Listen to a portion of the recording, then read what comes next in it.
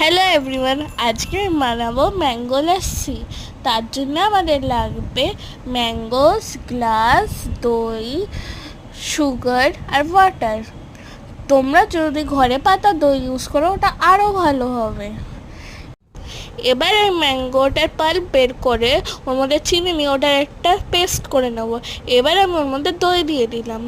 এবার ওটাকে ভালো করে একটু জল দিয়ে গ্রাইন্ড করে দিলাম। দেখো ওটা কিন্তু রেডি হয়ে গেছে। এবার আমি একটু ম্যাঙ্গোর কিউব দিয়ে ওটা একটু ডেকোরেট করে দিলাম।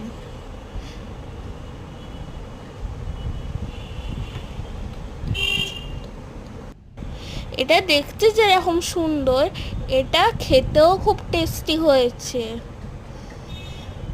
এটা অবশ্যই বাড়িতে ট্রাই করো আর আমাকে কমেন্টসে জানাতে ভুলো না। Thank you.